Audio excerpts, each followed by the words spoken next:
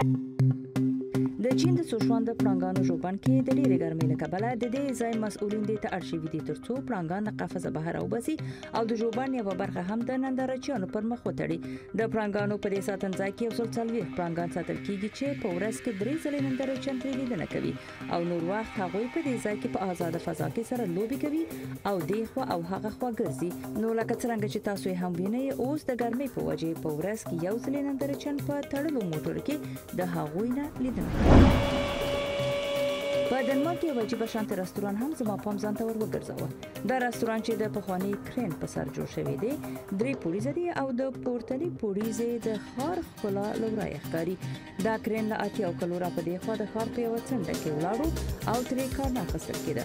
خو اوس دا پر یو مجلل رستوران او هوټل باندې بدل شوی دی، یعنی د ډېر شو په شاوخوا کې خلک په دې کې ډوډۍ خوړلی شي او د شپې لخوا هم فقط 2 تنه پکې کولی شي چې شپه تېره کړي. په دې هوټل کې د کنفرانس خونه، یوه د خوب خونه، تشناب، کوچې پخلنځی او د ډوډۍ څلور خونې موجود دي.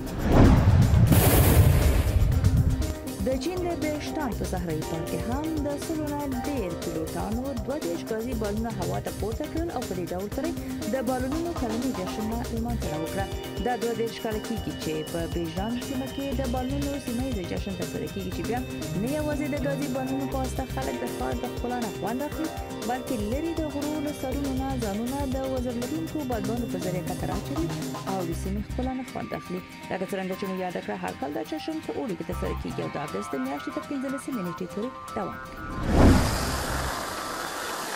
او د نړۍ د تودوخې له کبله په ډېرو هېوادونو کې هوا مخ په ګرمېدلو ده چې د ورسره دلته په امریکا کې هم ځینې ایالتونو کې هوا د نورو کلونو په پرتله مخ په تودېدلو ده. ښه بېلګه یې د اوکلاهوما په ژوبڼ کې د افریقایي پیلانو لپاره د اطفایي کارکوونکي راغوښتي وو ترڅو هغوی ته هوا سړه کړي او د ژوبڼ په شاوخوا کې په خوشحالۍ سره وګرځي. نو لکه څرنګه چې تاسو یې وینئ، هم پیلان د اوبو سره لوبې کوي او خوشحال دي او هم نندارچیان کوم چې د هغوی نه لیدنه کوي هم خوشحاله ښکاري.